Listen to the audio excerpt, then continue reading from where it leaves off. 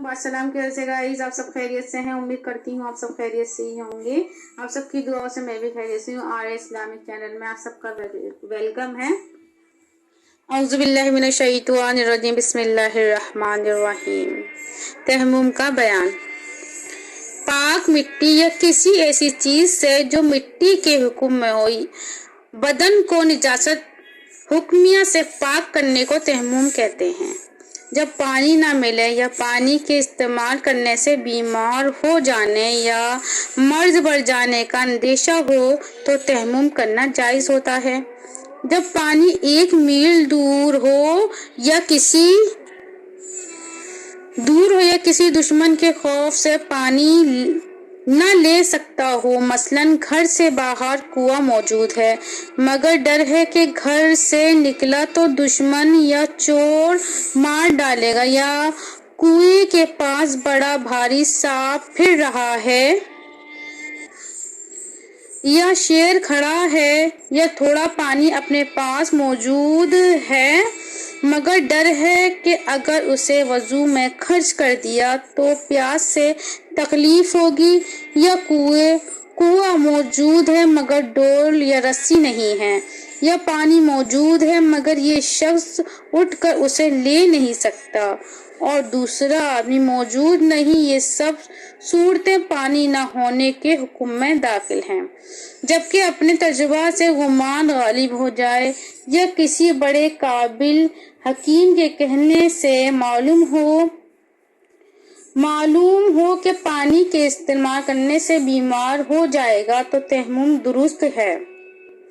जब इंसान किसी ऐसी जगह पर हो जहां पानी मौजूद नहीं, लेकिन उसे किसी के बताने से या अपनी अकल से इस बात का गुमान गालिब हो जाए कि पानी 1 मील अंदर है तो पानी लाना और वजू करना जरूरी है, मगर जब कोई बताने वाला भी ना हो और किसी तरीके से भी पानी का पता ना चले, या पानी का पता तो चले लेकिन वो 1 मील या उससे ज्यादा दूर हो, तो फिर पानी लाना जरूरी नहीं, तयम्मुम कर लेना जायज है।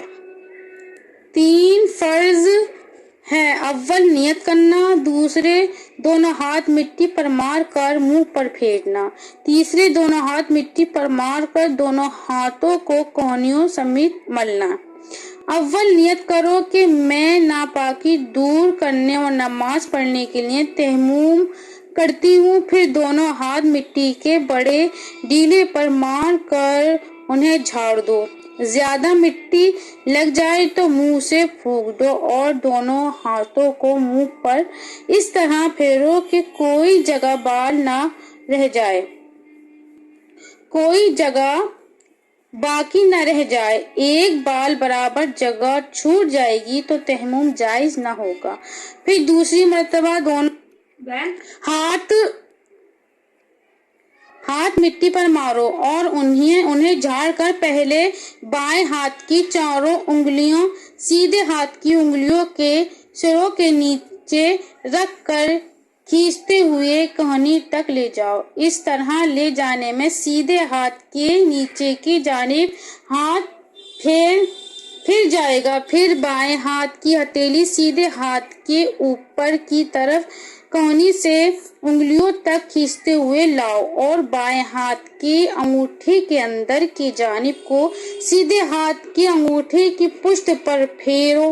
फिर इसी तरह सीधे हाथ को बाएं पर फेरो। फिर उंगलियों का हलाल करो। अगर अंगूठी पहने हुए हो तो उसे उतारना या हिलाना जरूरी है। दाढ़ी का हलाल करना भी सुन्नत है। पाक मिट्टी और रेत और पत्थर और चूना और मिट्टी के कच्चे या पक्के बर्तन जिन पर रोगन ना हो, और मिट्टी की कच्ची या पक्की ईंटों और मिट्टी या ईंटों या पत्थर या चूने की दीवार और मुल्तानी पर तयम्मुम करना जायज है। इसी तरह पाक गुब्बार से भी तयम्मुम करना जायज है। लकड़ी, लोहा, सोना, चांदी, तांबा, पीतल, शीशा, गेहूं, जौ और तमाम गले کپڑا، راکھ، اس تمام چیزوں پر ناجائز ہے۔ یوں سمجھو کہ جو چیزیں آگ میں پگھل جاتی ہیں یا جل کر راکھ ہو جاتی ہیں ان پر تیمم ناجائز ہے۔ جن چیزوں سے وضو ٹوٹتا ہے ان سے تیمم بھی ٹوٹ جاتا ہے۔ اگر آپ لوگوں کو میری ویڈیو پسند آئے تو لائک کریے گا، شیئر کریے گا، سبسکرائب کریے گا۔ اللہ حافظ۔